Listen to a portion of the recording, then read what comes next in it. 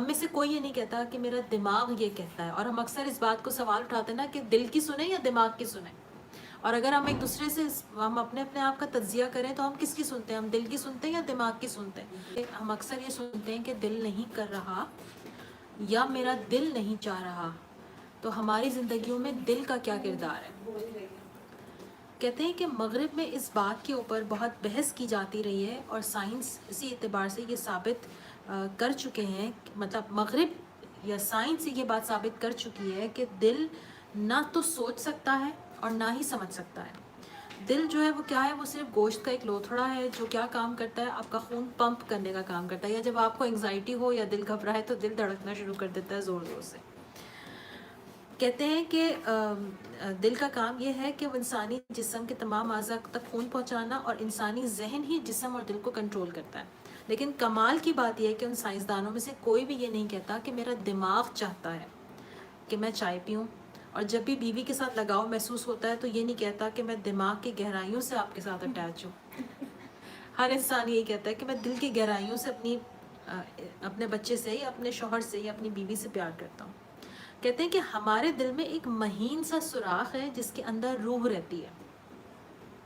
جسم اس کا مکان ہے اور موت آنے تک وہ جسم میں رہتی ہے، اور روح انسان کو چلتا رکھتی ہے. اس کی وجہ سے ہم سنتے ہیں، بولتے ہیں، اور جسم کی جو پرائم فورس ہے وہ روح ہے جو دل کے خانے میں. اب آپ اس کو تھوڑا سا یوں دیکھیں، دل جسم میں ایک گوشت کا لوتھڑا ہے جس کے اندر روح موجود ہے، اور روح کے اندر تمام جذبات ہیں. آپ کو کون چلا رہا ہے؟ آپ کا نفس، آپ کی روح چلا رہی ہے نا. آپ کہتے ہیں کہ میرا دل کر رہا ہے کہ میں یہ کھاؤں، میرا دل کر رہا ہے کہ میں فلاں شخص سے ملاقات کروں، میرا دل کر رہا ہے کہ میں یہ بات کروں.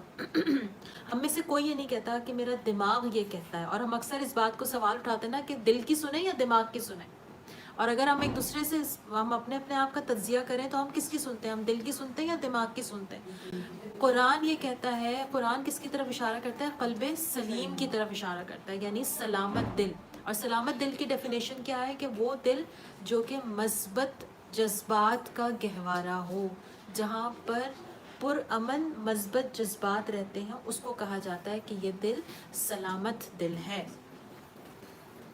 پھر یہ کہتے ہیں کہ جب ہم دل کہتے ہیں تو گوشت کے اس لوتھڑے کی طرف اشارہ کرتے ہیں جو خون کو پمپ کرتا ہے. لیکن جب ہم قلب کہتے ہیں تو ہمارا اشارہ اس دل کی طرف ہے، یعنی اس سے مراد روح ہے.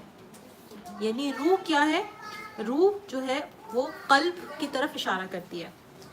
نفس اور قلب اچھائی کو ریپرزینٹ کرتا ہے.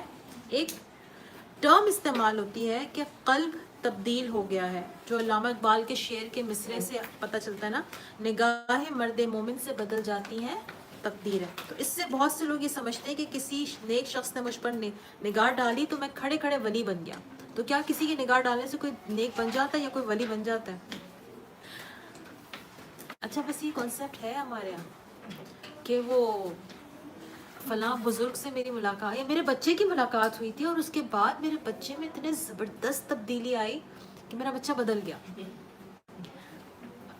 آپ کا بچہ صحبت سے بدلتا ہے، کسی کی نگاہ سے نہیں بدلتا، صحبت سے بدلتا ہے. اگر آپ یا آپ کا بچہ کسی کی صحبت میں بیٹھا ہے اور اس صحبت میں وہ کوئی اچھی بات سن رہا ہے، کوئی اچھی وائبس کیچ کر رہا ہے، تو اس سے اس کے اندر چینجز آتے ہیں. اصل بات کیا ہے کہ وہ جو درویش ہے اس کی باتوں میں موجودہ روش، طرز زندگی جینے کا طریقہ اور سوچ جب بدل جاتی ہے تو ہم کہتے ہیں کہ ہمارا قلب بدل گیا، کیفیت بدل گئی. اور جب کیفیت بدل گئی کہ انسان حد الوسیع اللہ تعالیٰ کے امکانات کی احکامات کی پابندی کرنے لگا تو ظاہراً نیکی کی طرف چلا گیا. اور جب نیکی کی طرف جاتا ہے تو انسان اللہ کے قریب ہو جاتا ہے، اور جب اللہ کے قریب ہوتا ہے تو دراصل ہم یہ کہتے ہیں کہ ہمارا قلب بدل گیا، ہماری روح اللہ کے قریب ہو گئی.